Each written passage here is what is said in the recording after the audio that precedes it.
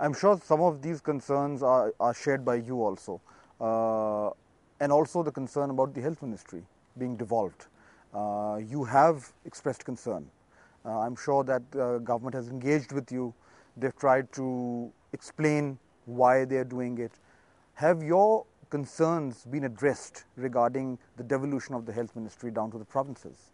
Well, children depend on vaccination, and if you have any disruption in your vaccination, thousands and thousands of children die. Diseases like measles and tetanus and all sorts of diseases come back that were at a very low level. And so making sure you have the experts and the warehouses and the budgeting, planning in advance, letting people know when the vaccinations are going to take place, that is a complex thing. And Pakistan has gotten better at that. And right now there's no substitute for what has happened at the federal level. So yes, that's a concern. It can be done at different levels, but you should only do that when you're not allowing there to be an interruption that would be measured in terms of substantial increase in childhood death. And in that sense, then the timing is, not the very best. I mean, you announced 2011 as the year that you want to really go in big. It's the same year that the 18th Amendment is coming into force, and this devolution is going to take place. So there is a huge question mark. I mean, if I were you, I would say yes, there is a question mark, and that is something which you will need to somehow be more clear, or at least tell the people what your concerns are, and if the devolution does actually happen, which it will most likely, then what kind of an impact will it have on the program that you are so passionate about?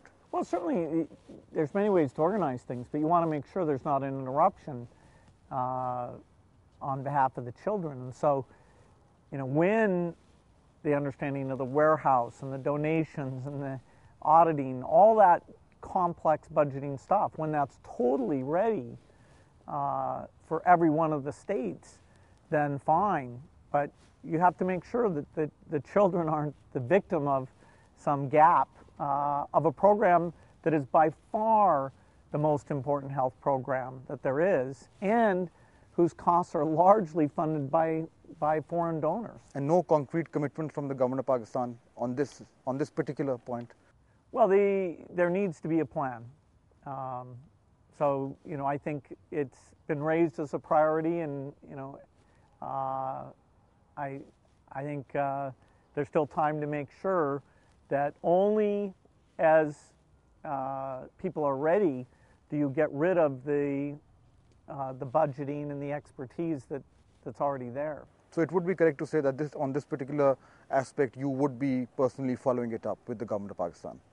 Well, yeah, anything about vaccination, we're here to help. We're here to lend expertise, our voice. We're the biggest giver to this Global Alliance for Vaccines that funds a huge part of the vaccination cost in Pakistan. And, it's a simple goal. This is how children's health gets improved. Okay. We have to wrap up this interview. Pakistan is a growing IT market, and there are a lot of tens of thousands of people who are involved in it. The investment in IT from Microsoft in Pakistan hasn't been that much. Can you just say quickly a little bit about that? Yeah, I'm not an expert on what's going on with that because I've been uninvolved for several years. I know we're doing more. To the degree there's talented people, there's huge opportunity, and Pakistan should seize that, but I don't know the particulars. And what's the future of the internet? Well, it's improving all the time, letting us understand what's going on with budgets and science, and so whether it's serious topics like vaccination or learning, the internet's a huge tool, and it's great to see it spreading out. It's not the most important thing for poor people, but the more people who get connected, the better. Thank you very much, Mr. Bill Gates. Thank you for talking to us. Thank you.